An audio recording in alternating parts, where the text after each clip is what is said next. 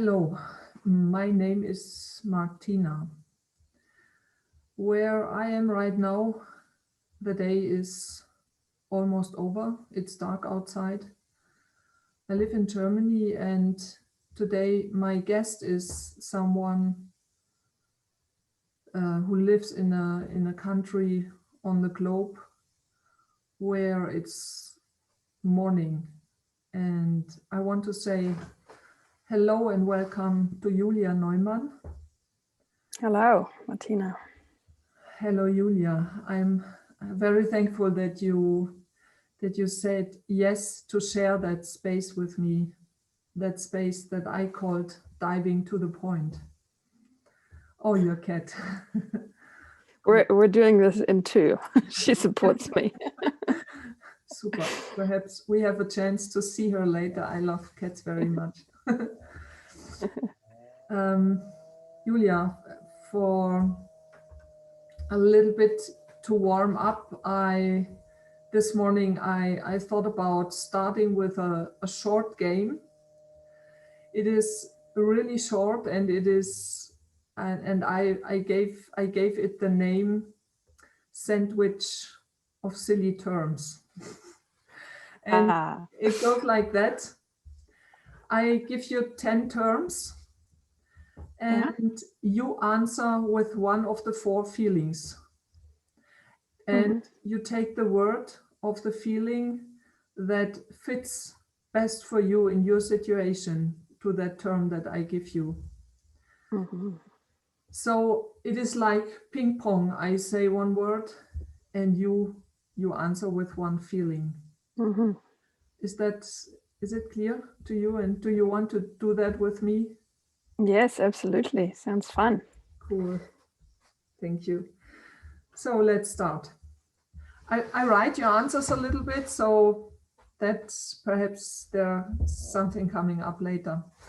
The first term I give you is bird. Good. Joy. Circle. Connection. Sadness. Barbecue. Anger. Fire. Anger. Mother. Fear. Village. Joy. Hierarchy. Anger. Man. First thing that comes is anger. I'm surprised. We take the first one. Breasts. Breasts. Yes. Sadness. End of life. Joy. Thank you. Thank you. Thank you.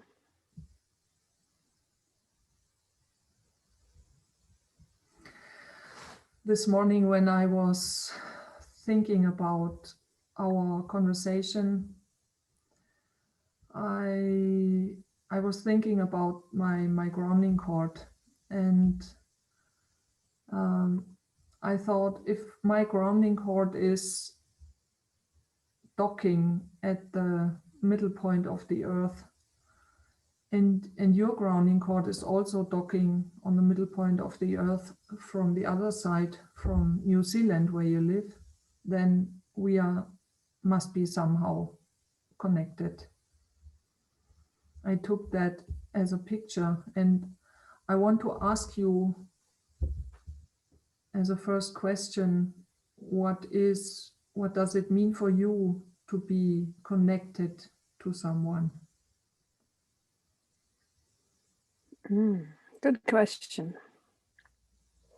What does it mean for me to be connected? It means I love this picture of the grounding cord going to the same point.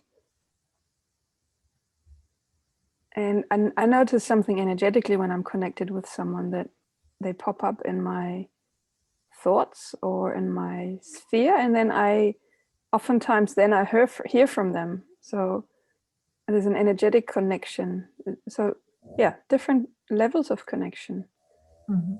On an energetic level, when I'm really decided to be connected with someone, and I'm clear about their wanting that with me, then there seems to be this unseen connection, like the grounding cord, that energetically weaves us together, where information somehow passes through, like through the field between us, without spoken words. And then there's the physical connection of seeing each other, depending on the level of intimacy, also hugging each other, having physical contact. And then I feel really connected when I can, when I show my feelings to someone and when they show me theirs. And there's really like a high level of authenticity in the space. Mm. Mm. Thank you. Yeah. I you were talking about those five bodies, the physical body, the intellectual, the emotional, and the energetic. Now you were talking about those four. Mm. And what I think for most people it's clear what the physical and the perhaps also the intellectual body is. But what do you mean? What do you mean with your emotional body, and what does it say right now? If you would listen to her or to him or to it. My emotional body is my feelings. So it has all these feelings and emotions. And I'm noticing recently, I can often feel it really around my heart space. But it's not only in the heart space, it's in my organs somehow. For me, like I can also feel it quite well in my womb space often, like that a feeling will rise up from there. Mhm. Or in my gut, in my belly. Mhm. What does it say right now if I listen? There's sadness. I feel sad because I'm realizing more and more how often I don't allow myself to feel what's really alive in me. Like very often there's a level of fear in my system that I use not to feel. Mhm. Yes. And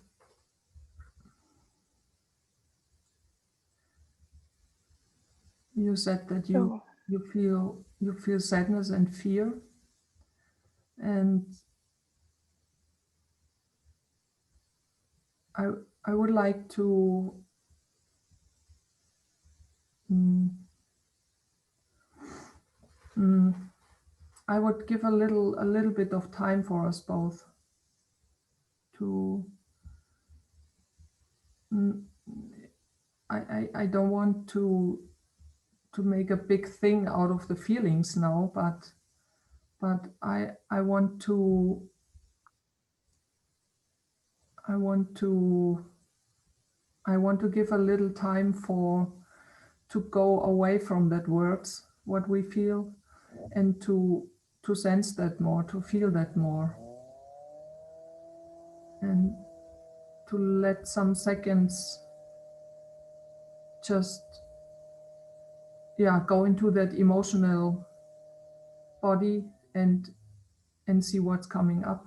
Is that Would that be okay for you to go and for me also to go? mm-hmm. Yes.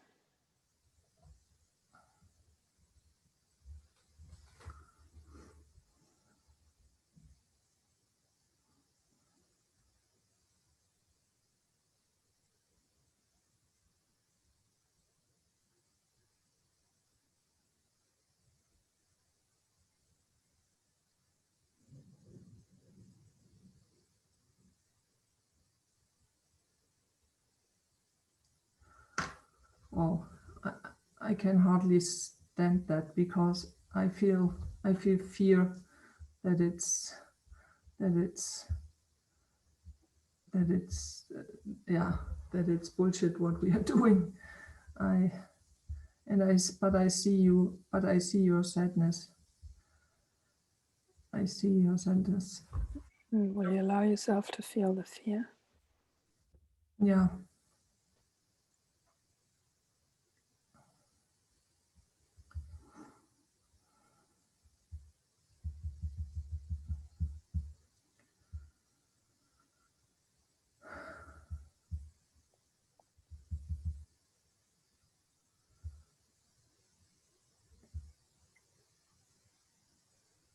What happens in your body when you feel fear?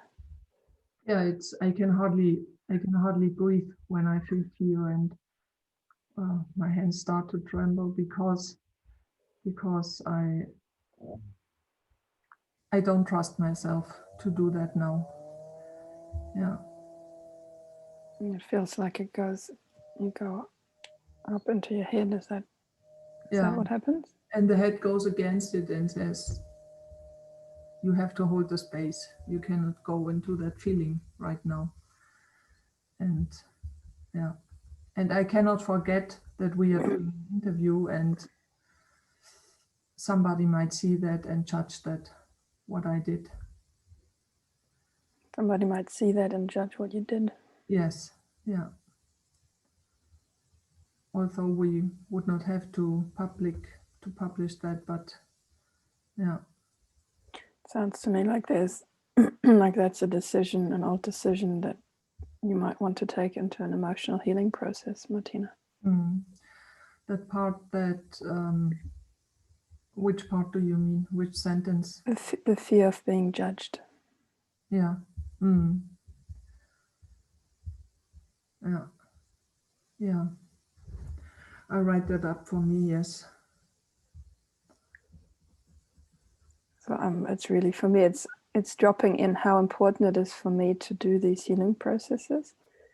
So imagine I might need a bit of an explanation, but that emotions that come up, like there's feelings and emotions that come up, which is usually old stuff, and please join in. But if you want to add something, but that when I'm triggered by something that is really a limiting belief, or and like a feeling that feels really old and that lasts for a long time, that there's an emotional charge underneath that I can use as a doorway for healing. So I can ask you, hey, Martina, after this interview, will you have time for me to go through an emotional healing process so that I can express it fully? And it took me a while to get to the point of appreciating that, acknowledging that, and stop running away from that. I feel sadness saying that, but in me there's a resistance of actually going through those emotional healing processes because I don't know what happens then, and because it's messy, and it's often messy and painful. Yeah. But what do you think about situations when you should, you should, what does that mean? You should, but people expect you to do something for them when you are in service for someone, or when you are the space holder. And I think, I have this picture when I go into an emotion or a feeling, it is like collapsing, or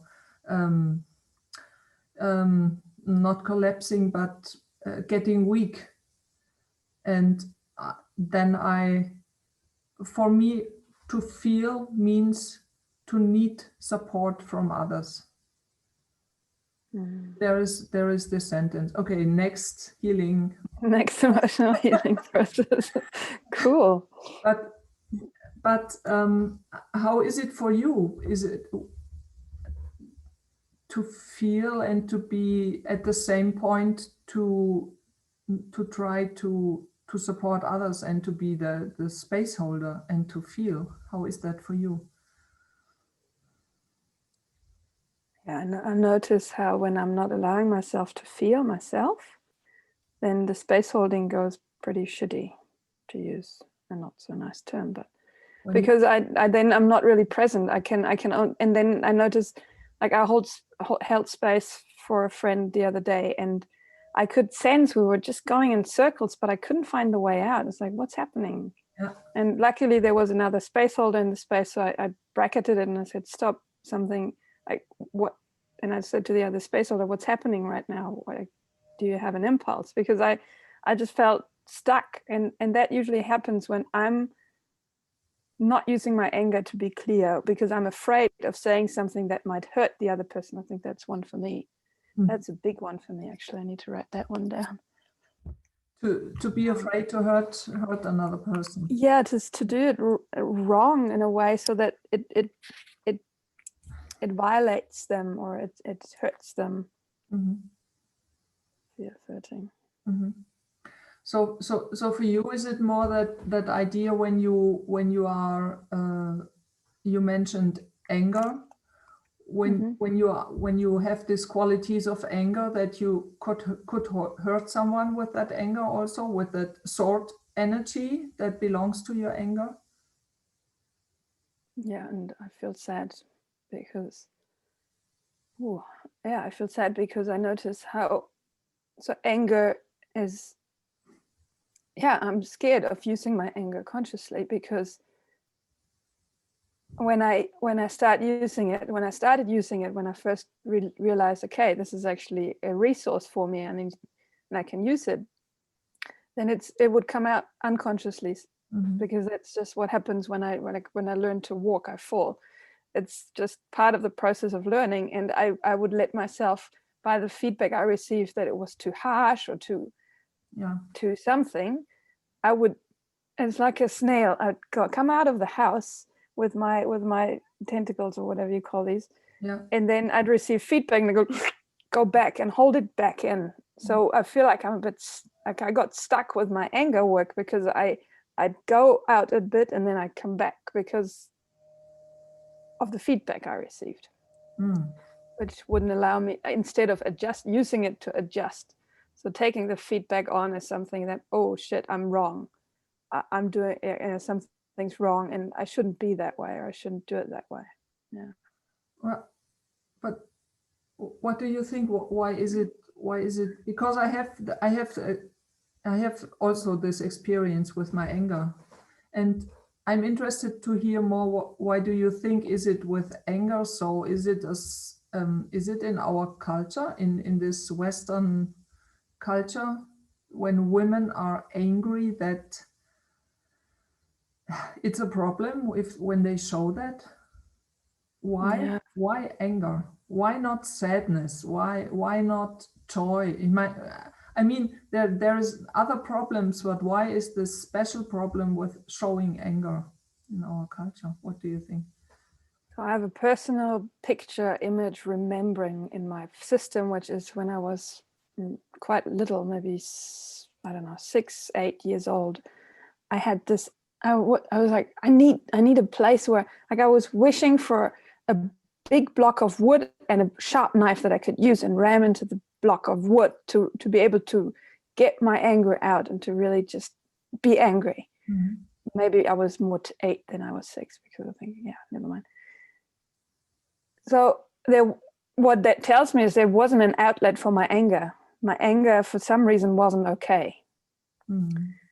And I have the impression it has to do with, like, for girls it's less okay than for boys. Boys, if they fight, it's a good thing, but it wasn't I'm not sure it was so much from my family, because I wanted to be a boy growing up because of that as well, like because of a perceived possibilities that were more for boys. And I loved to fight, so we would have play fights with my dad and my sisters. I didn't have a brother. So I had these spaces, and still there was this, and that's what I said to my parents, like, I want to fight because I wanted to release this. I wanted to be angry. And I started doing judo, which is still it's translated into the soft way.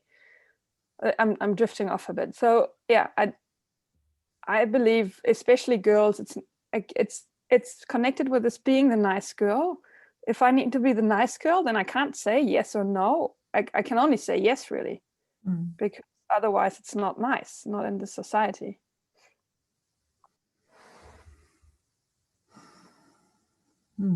And also personal experience where I didn't see my parents or the adults around using their anger consciously. I didn't learn that from them. I saw them explode. Yes, I saw them explode when the anger got really big.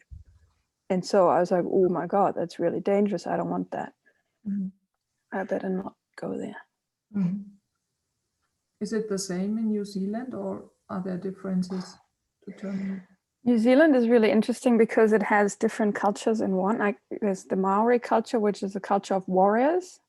And they have their haka, which is a war dance where they go, really they use their anger and they go like doo, doo, and they hit their body to activate it, and they shout and they scream. I don't know whether you've seen it. Have you seen it?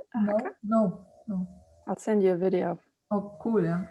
That's what the rugby team does before they start the game, and so it's usually on TV. It's really powerful, and also the women were warriors. So in that, there's some of that, and there's no creative outlet of that in the current culture, I believe, from what I perceive, because there's a lot of violence related also to drug abuse, etc. But it seems to be a bridge missing around. Okay, what can you do with the anger before it gets so big? How can you use it when it's small and do something with it? And so with the Pakeha, which is the white people's culture, it's very influenced from the British culture. So lots of people came from Britain, and that's a very contained culture as well, where you don't say no, you never say no, you say yes 3 times, and then if you're still, and then are you sure? And then maybe you can say no. Women or everyone. Every.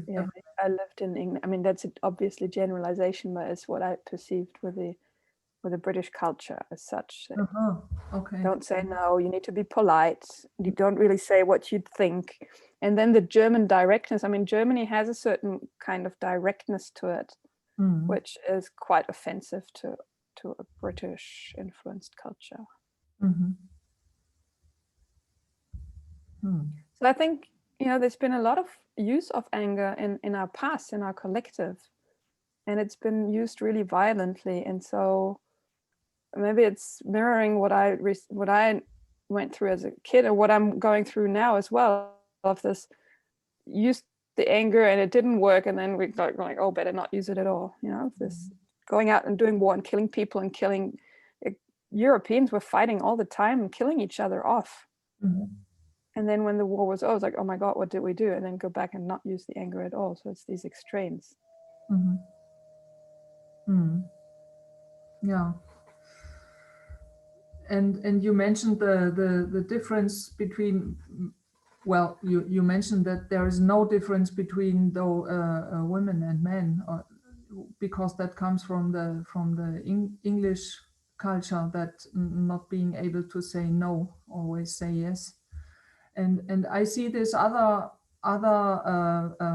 thing in our culture, that especially for women, it is a problem to say what they need and to say what they want. And if they do it, there seems to be this little girl thing, or that say too hard, and then seem to be like I don't know the English word. Yeah. Not so that men are afraid of women. You know what I mean? Yes, and that might be because they don't have their anger energy, or they don't have access to their anger in a conscious way. The human man. Yeah. Yes,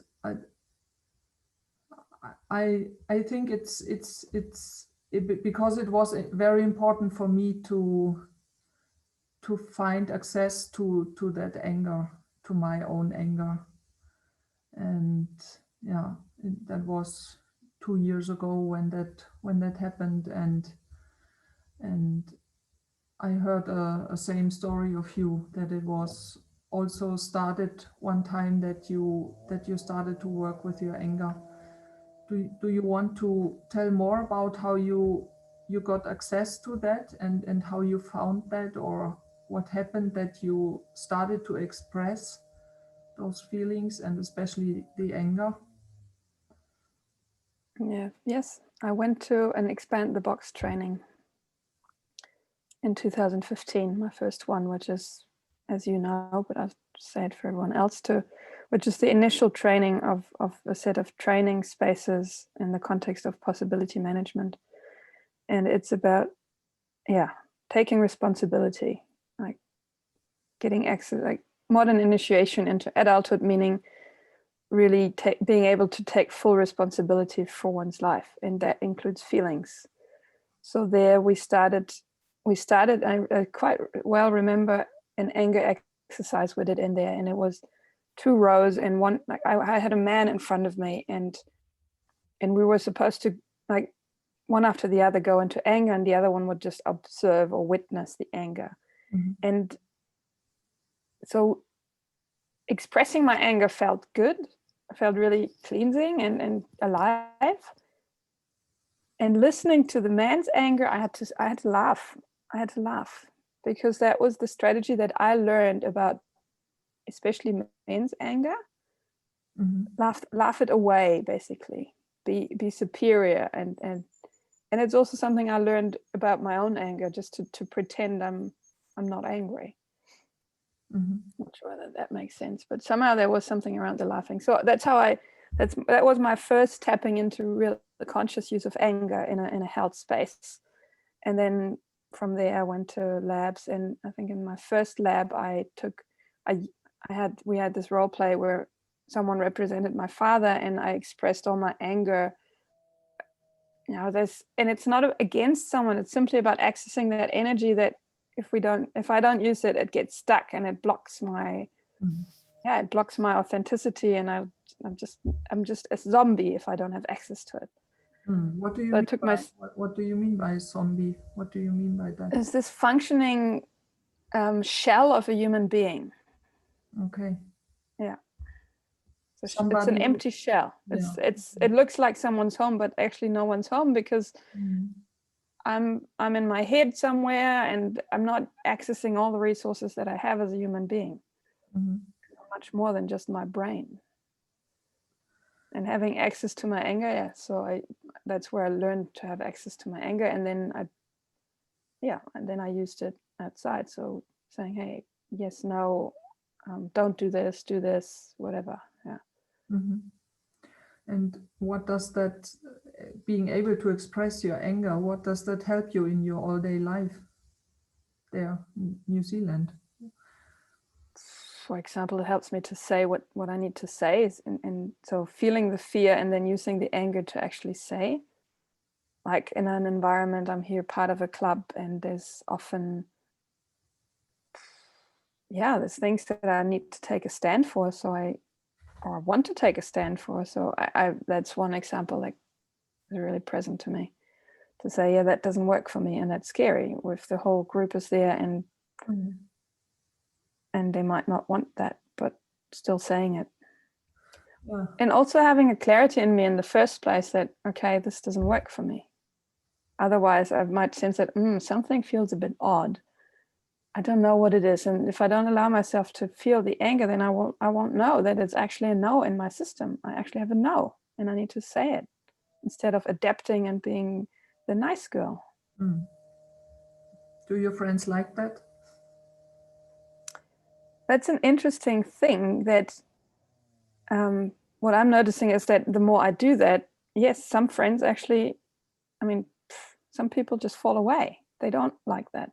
Some people, and when I say they, I mean their boxes. So their shell, their survival strategy, it's uncomfortable for them. So no, they don't like that. Not everybody likes that.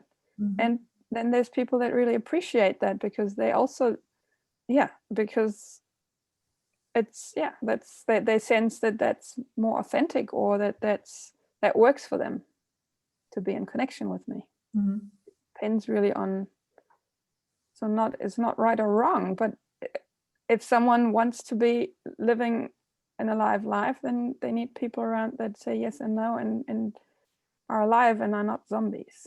Mm-hmm. And other people want to stay more in a, I feel actually quite angry about that, because I feel angry about that in myself, that I still walk around like a zombie so often.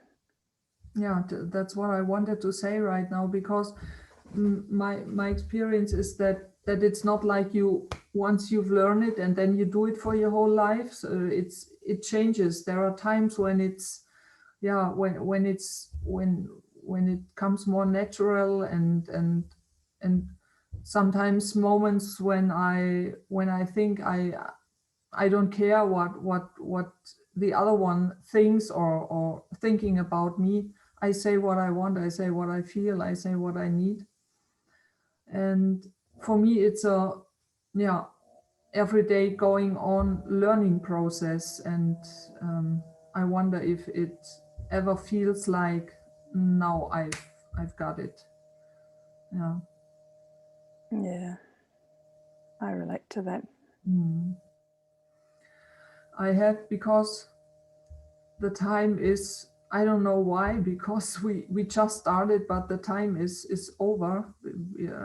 I I I'm really interested to hear why you said anger when I said barbecue. Can you can you explain that? For me, it was this anger.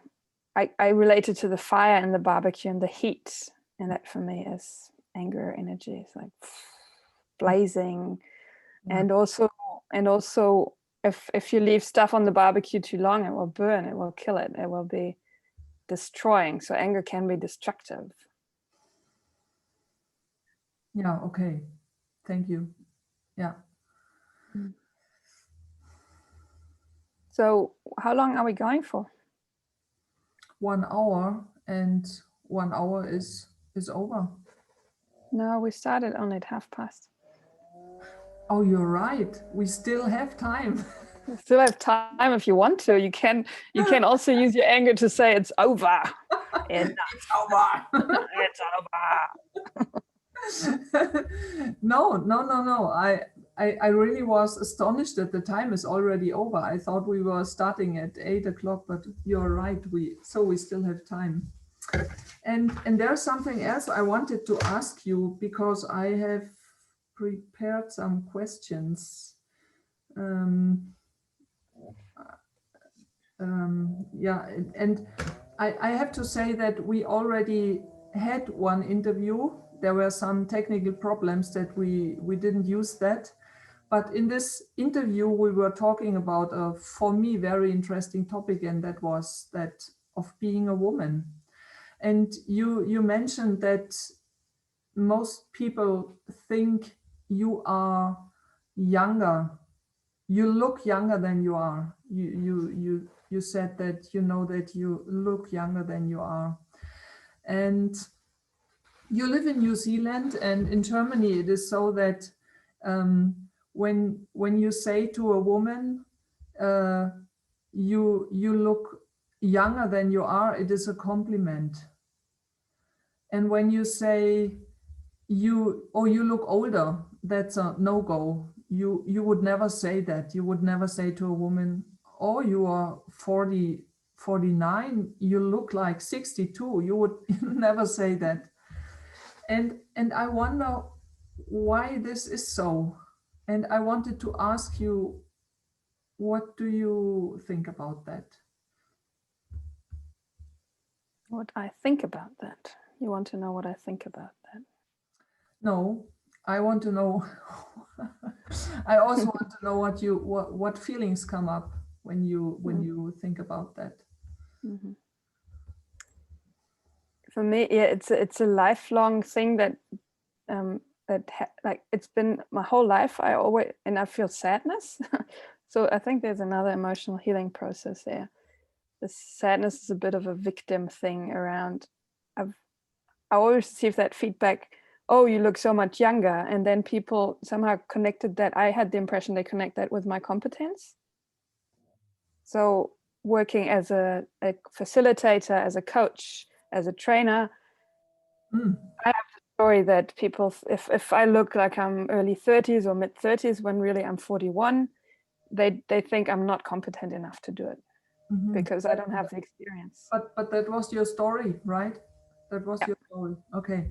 Yeah, so nowadays I just say, hey, I look younger than I am, and just tell them my age so that their box can handle the fact that I might have a bit more experience that they think I have. And age is for me also something where I'm sick of that story around age, and I have that too. But that a certain age gives you a reference about the quality of a person.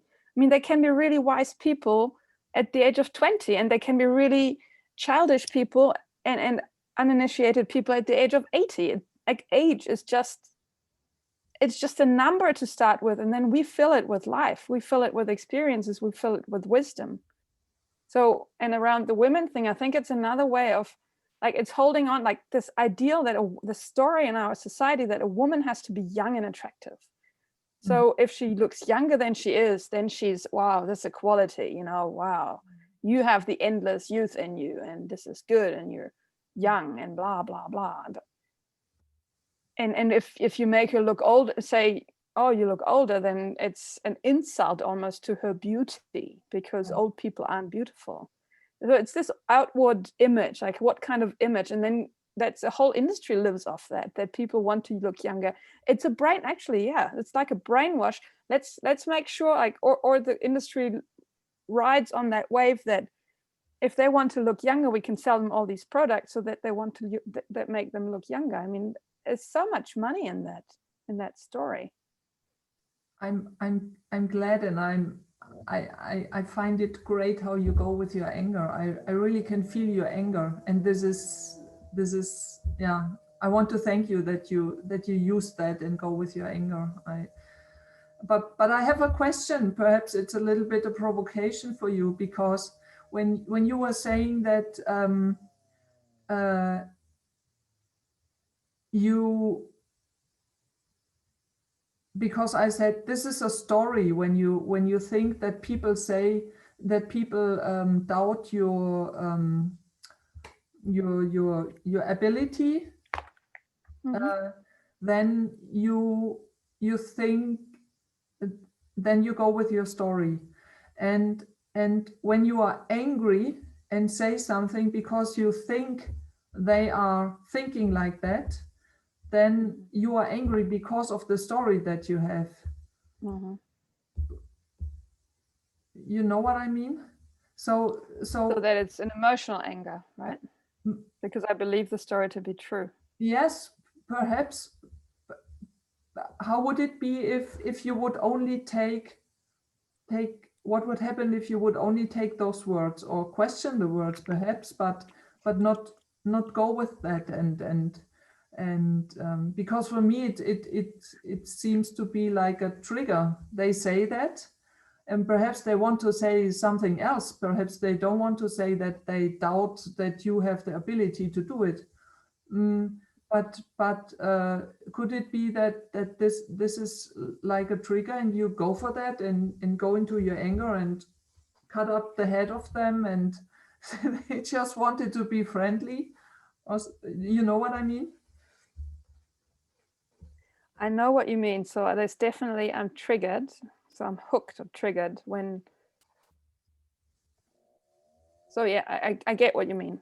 That there's something in there for me that when I hear, oh, I don't even know how they say it nowadays or how I hear it, but when it comes to my age, and but what I do now is I take that and I actually proactively address it. I remember I was being coached in my early 30s, late 20s.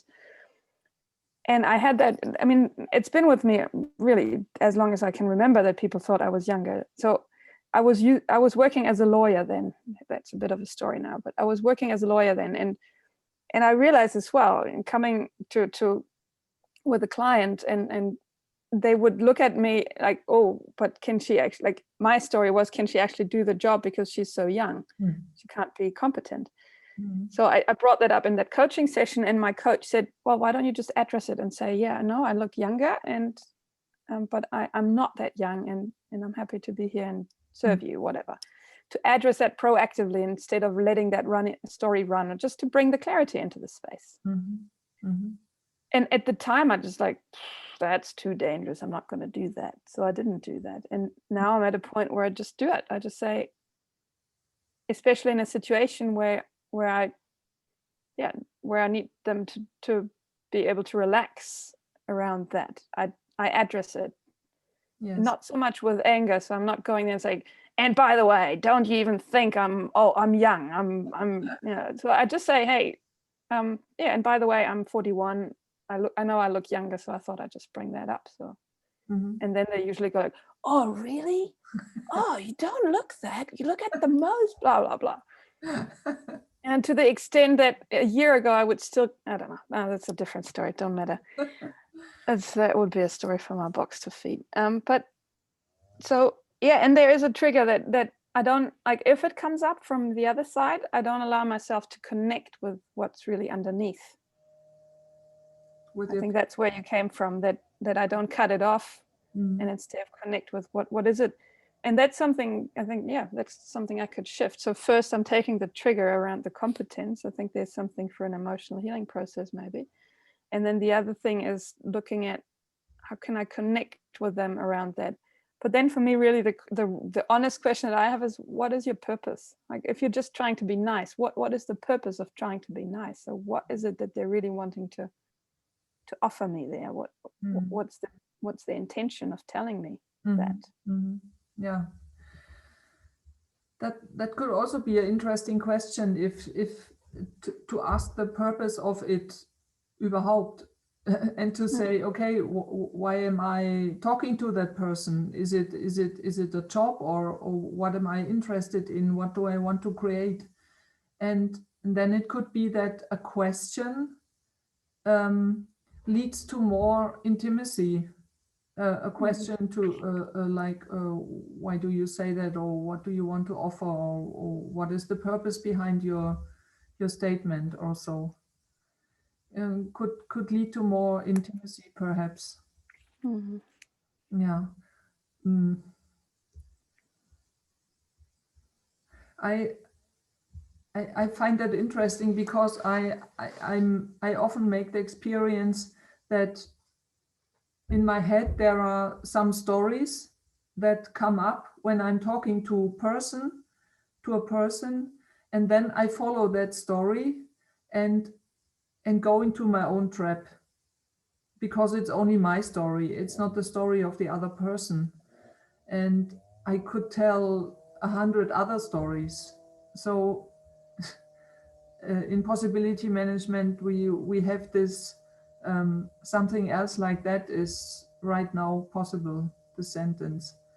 And yeah, I think the best way would be to stop telling stories and just see what's there. And yeah, I'm making words because I don't know how to go on. What is it which story is it that you're following right now, Martina? The story right now is, how can I, the story is that I'm not good in ending things. The story that I have is, I'm good at the beginning, I'm good in the middle, but I'm not good in finding an elegant end to things. And that right now catched me, this thought, because the end is coming closer, and I want to find an elegant end, and I think I will not be able to do that. So I'm making words and throwing fog candles. Yes. Can you help the story me? that you have the story that you're not good at making an end. You're good at the beginning and the middle, and then you can't really make an end. Yes. And then you throw words and fogs and make a fog. Story. Yes. Yeah. So what is the feeling underneath that? Fear. What do you feel? Fear when Feel the fear. end is coming nearer. Fear that it will be like a big disaster, and we will not be able to use the good thing that we made. We will not be able to use it because the end is so fucked up. Yeah, that's my fear. Mm. Yeah. Fear that the end is so fucked up and we won't be able to use Yes. the good things that we created. And not only with interviews, also with probably even with my life or with relationships or with everything that I do. I'm not good in the end. Good in the end. This is the next sentence for, I think we need to make some, I want to make some emotional healing processes with you if you say yes. Yes, I'm in. I want to have some emotional healing processes with you too. I'm not good in the end. You're not good in the end. What does it mean for you to be good in the end? I heard you say that you want an elegant end. And what does that mean for you? You know, when I made something that was shit on the whole line, then I don't think about that making a good end. But when I made something good, the best example is at school. I was writing something. I was writing 5 pages and it was great. And then I made one last sentence to make it, das abzuschließen. To finalize it. Yes, to finalize it. And almost every time the teacher wrote, "You were good at the beginning, you were great in the middle. Why did you stop so abrupt?" Mm-hmm. And that happened so often to me. And that's what I mean. And yeah. So being yeah. So being abrupt is the not so good end, means, or is not elegant. Yes, being abrupt is not elegant. When I say, "Thank you, Julia, that was it. See you next week in the trainer path call." that would be my style. That would be my style. Which I like my style, which my.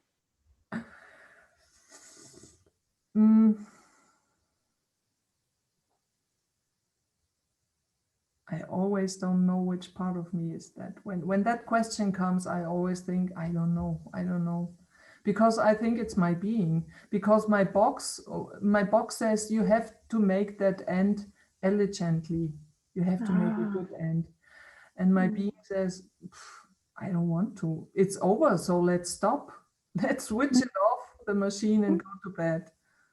And I don't know which part it is.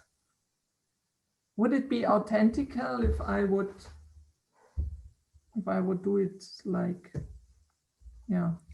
Well, what comes to me first is that it, like always, is an indication for an automatic box thing. So for me, it would be authentical if in that moment it's authentical. And it might not always be authentical. It will not always be authentic. Like if you always do that, then it's at some point not authentical for me, because different situations warrant different things. Like when you, like, what do you feel now? What end is authentic for you now? That's what interests me. I just noticed that I think my real fear about the end is that I don't find the end. That we are talking for 5 hours and I always think, how can I find the end? What could I say? How could I stop that?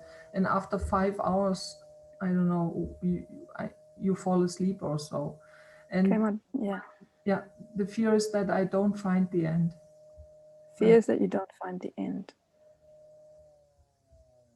And what if you can't find the end because you created? Because I created? Because you created. It's not something you find, you make it yourself. I mean, it's a language thing, right? Yeah. But finding the end, I know what you mean. Like, what if I can't make the end? But finding the end is also like looking to find it, and you can create it. Like, it's not about finding it, it's you decide. And I think that's where your anger energy comes in. I believe that's where you feel your anger energy and you use it. You use it to create the end that you want to create. Mm. And what I notice is I'm jumping in with solutions when I see possibilities. So I feel like I'm intruding the space right now because I didn't really hear you out. Is that your experience right now? What is your question? Yeah. That I haven't completed your communication, and instead I jumped in and told you what I perceive about the end and finding the end and creating the end and using your anger energy. So offering solutions without you asking me for that. Mm. If I would say what I would like to say, then I would say thank you for that, creating and holding that space together, because for me it felt like it was not me that was holding the space, it was you and me that were holding the space. And sometimes I even forgot who was the one who was asking or who was interviewing. that's somehow funny, and I really find it funny, because it's no, I find it funny. And now I would like to set an endpoint, because I would switch off the Aufzeichnung Yes. and talk to you for one more minute after that, and talk about that emotional healing processes that we are going to do in some days. Yes. Thank you, Oh, Martina. thank you, Julia. I appreciate your aliveness that you brought into the space. Thank you.